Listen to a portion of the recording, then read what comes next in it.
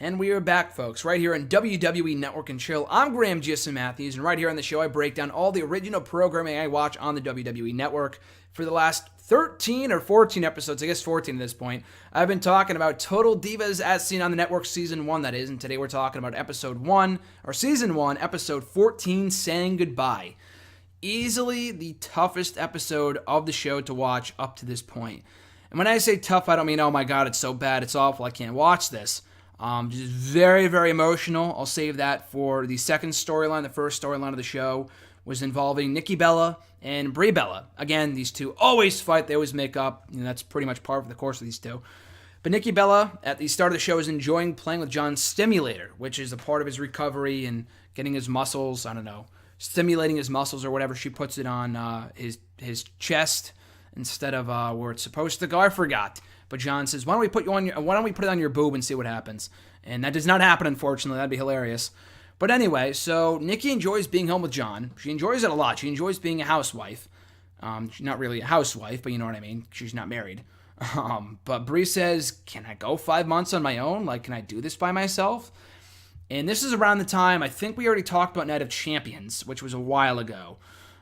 So, I don't know. Maybe it was on this show? I don't really remember. Oh, no, it is on this show. This is the episode where they go to Night of Champions. So it's not 5 months. She's on her own for 3 months.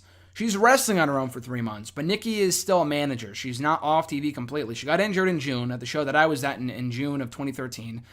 And by the time this show takes place, it's September. So it's not 5 months on her own. It's 3. So that was a bit stupid. So anyway, Brie pretty much says, can I exist without Nikki? And she says, yeah, I can exist without Nikki. I know it's the Bella Twins brand, but it seems like that, she doesn't really need me anymore. I don't really need her, so I can kind of exist on my own. I'm already a threat to the Divas Championship, which she wasn't, but she made herself out to be. She said that Nikki's not driven anymore. She doesn't really want to train to get back in the ring. Carano wants the Bellas as singles girls now just because Nikki's out hurt. And Nikki's like, whoa, whoa, whoa, whoa. That's not the case. I'm coming back. Don't think for a second I don't want to come back, even though I'm not really in any rush to come back. I do want to come back. So they fight at lunch. She says that Nikki's on vacation. By the way, this gets really very uncomfortable because the lunch that they're at, Natalya's talking about something really serious that I'll talk about in a moment, hence the title, Saying Goodbye for this episode. And they turn the attention to themselves, which was super selfish. But anyway, Brie says that Nikki's on vacation. Brie feels the pressure. She has to go into Night of Champions on her own. Nikki Bella cannot manage Brie at Night of Champions. That was the original plan. Her and Eva, they got all dressed up and they were told, we don't want you out there. We don't need you out there. The rest of the managers won't be out there, so why would you be? So they get cut for the match. Brie's on her own. She does really well. Obviously, she never wins. She never wins the championship, other than when she held it like briefly in 2010, 2011, whatever. 2011, I think it was.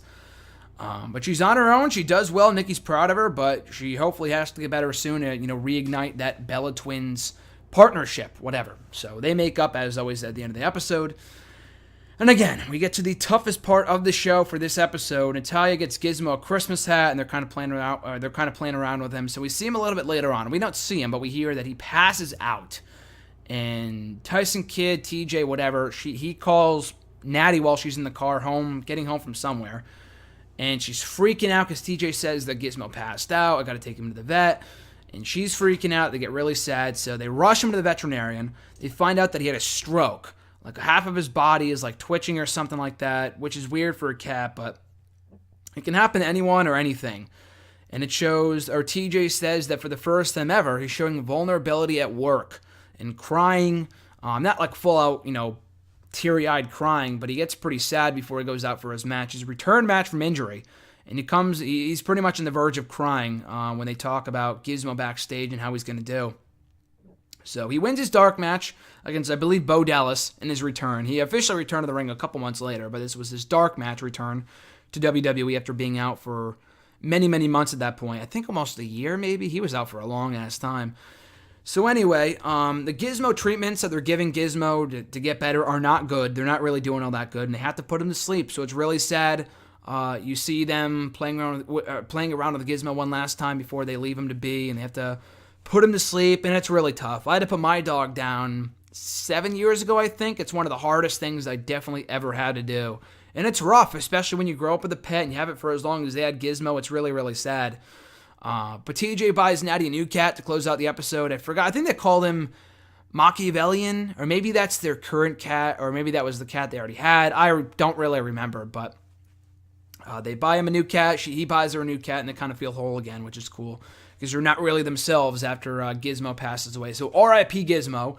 And then we get to our final storyline of the episode with John and Trinity go shopping, and Trinity gets a haircut, whatever, and she has a Jet shoot coming up. Jet is apparently a magazine that she has coming up, and she talks, like, at her haircut. The significance of that is that she goes to get her haircut. She's talking to the barber woman about doing Jet. John Uso's not really on board, and he says, why don't you just wear a one piece? Which I thought was hilarious. One of those jealous boyfriend-like remarks. And she said, no, I mean, I guess I'll try, but the whole purpose of this magazine shoot is to look as hot as possible, and you can't really look all that hot in a one piece. And true that, sister, true that. And we find out soon afterwards that Trinity on WWE TV will have a love interest. So in addition to the whole one-piece Jet, magazine shoot, John's getting pretty jealous of the fact that she's going to have a love interest on TV, and it's not going to be him. That's not the direction they're going in terms of it being with him. It's going to be with somebody else, apparently, which I never read. I do not. That's a lot like the whole Eva Marie rumor that we found out in episode 10, I think it was, that Eva was going to team with John Cena against Brie Bella and Daniel Bryan, which I had never read anywhere. This one might have been possible, but I do not remember that at all, that Trinity was going to be... That wasn't really a rumor. That was just kind of something being discussed, apparently. It was eventually nixed. But she doesn't wear the one piece in the suit. It's more so up to the women in charge of the shoot, not really her. John sees her, and he gets pissed. He tries to nix the Trinity love interest storyline. She gets really angry about that it's kind of affecting her business.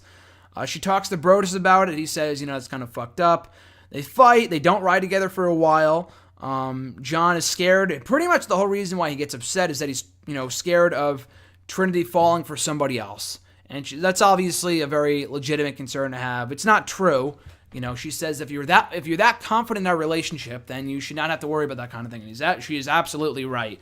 She is the voice of reason on this show, of a show that's filled with people that do not have a lot of common sense, honestly, or voice of reason, or reason, just period. But that's pretty much it. Again, they make up, and that's it. They ride together, and they're good.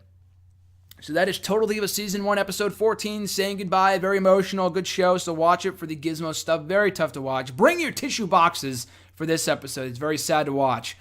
But even more sad, coming up, is the season finale of Total Divas Season 1. So if you've been enjoying these reviews of Total Divas here on WWE Network and Chill, I'm sorry. They're coming to an end next week for right now. I will probably review Season 2 at some point, just not right after I'm done with Season 1. I'll be covering another show, which you'll find out in the next edition of WWE Network and Chill, so stay tuned for that.